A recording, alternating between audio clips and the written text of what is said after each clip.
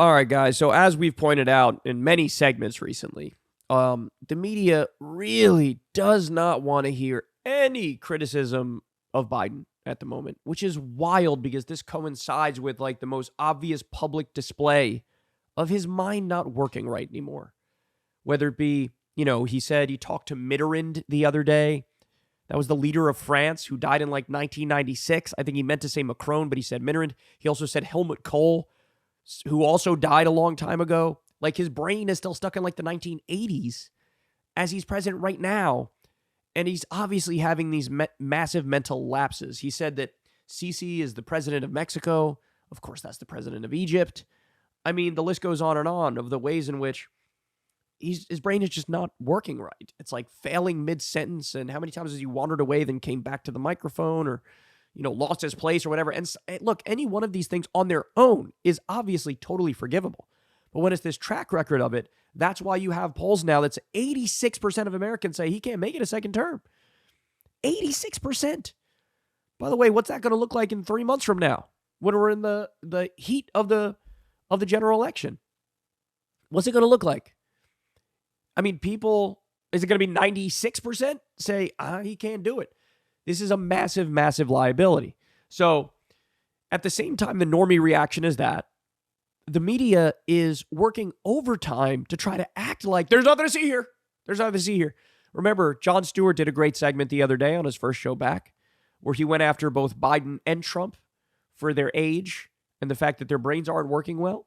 I think he made clear to point out Trump is worse substantively, but he also went after Biden because it's fair and reasonable to do so, right? Well, the resistance liberals melted down. The media went after a number of articles going after Jon Stewart. Both sides, nonsense.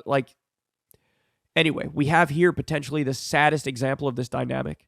Look at how much they're working overtime to try to protect Joe Biden from legitimate criticism. Watch this. It's John Heilemann. We've seen examples over and over again of Donald Trump just losing it on stage here. And you had the whole political world come to a stop. First of all, because for some reason you had the guy, the special counsel asking, hey, what year did your son die?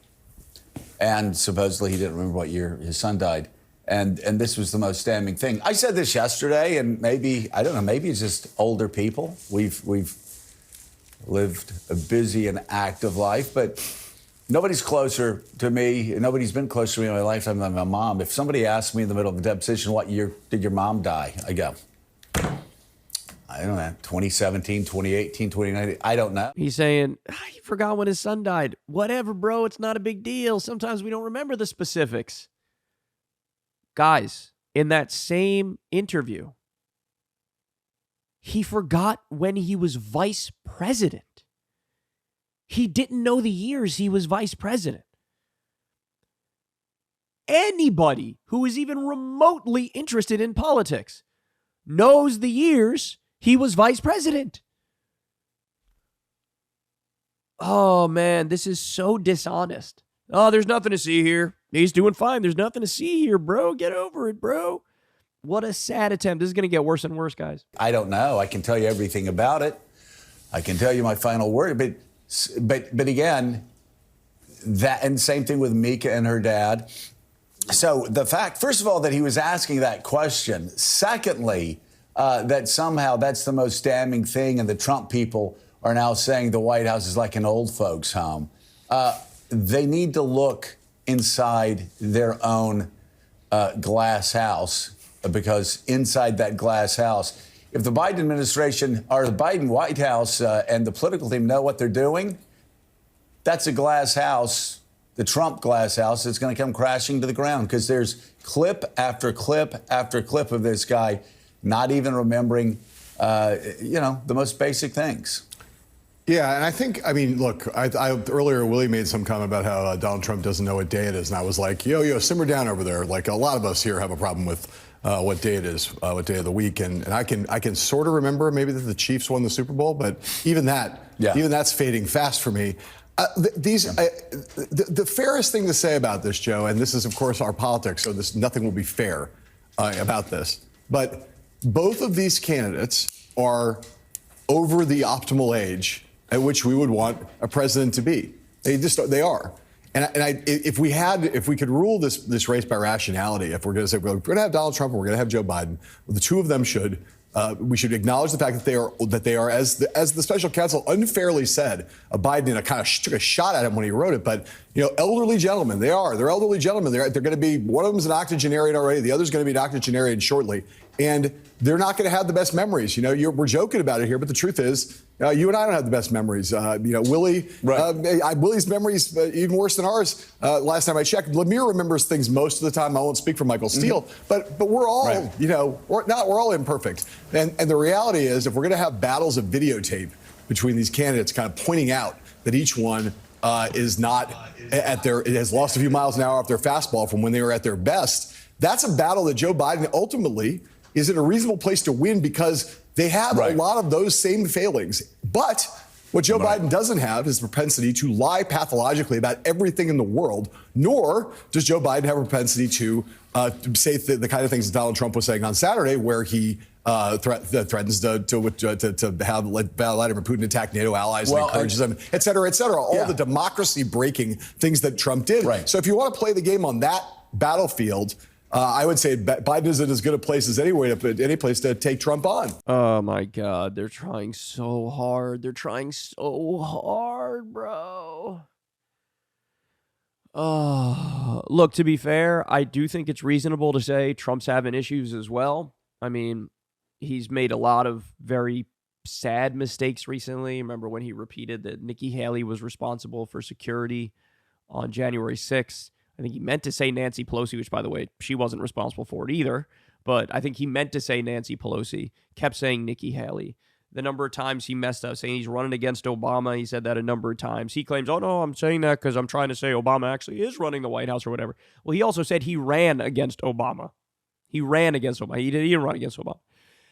Anyway, he's had a number of similar moments, so I think it's fair to bring that up. But let's not pretend like Biden has a slam dunk case here that Trump is worse on this front. The fact of the matter is, whatever kind of fucking Adderall cocktail they got Trump on, he can kind of cover up his mental decline with bombast and charisma. I'm not saying that's fair. I'm not saying that's just. But the fact that he's so, gregarious and outgoing and charismatic and loud sort of allows him to get away with more moments like that, whereas Biden's stumbling and bumbling and slow in his speech and makes more mistakes, if we're being honest. And it's like, the reason why you can't silence this criticism of Biden is because it is very legitimate and everybody can see it, which is why 86% of the country says he can't make it a second term. That's why you're never going to win this. You're never going to win this. Now, you just have to change the conversation from that, right? I mean, obviously, in my ideal world, he would step aside and we'd get anybody else. But if that's not going to happen, which it should, then you just have to change the conversation completely. Get Biden on that same Adderall cocktail that they got Trump on. Get him on whatever sort of mental clarity drugs are necessary. Do a mix of the best ones if you can.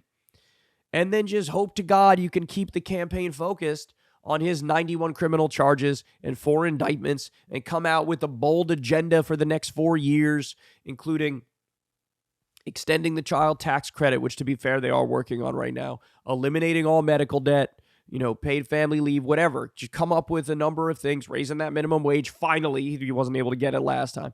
Come up and then hammer and hammer and hammer. You can talk about the things you did that were good, but talk about what you're going to do next and just focus on, hey, this guy's beyond the pale. 91 criminal charges, 4 indictments. He said he wants to suspend the Constitution. You can't have somebody like that be in charge of the country. You just can't. You just can't. So I would do that, but you're never going to silence this criticism because this criticism is legitimate. No matter how many times you goofballs go out there and you say, oh, I don't even remember who won the Super Bowl. That's a tough one. Oh.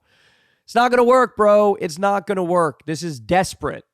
This is desperate. Now, by the way, why is it that Morning Joe became like ground zero of defending Biden to the hilt? Because Biden and Joe Scarborough are now friends, and they talk on the phone all the time. and Biden looks to him for political advice.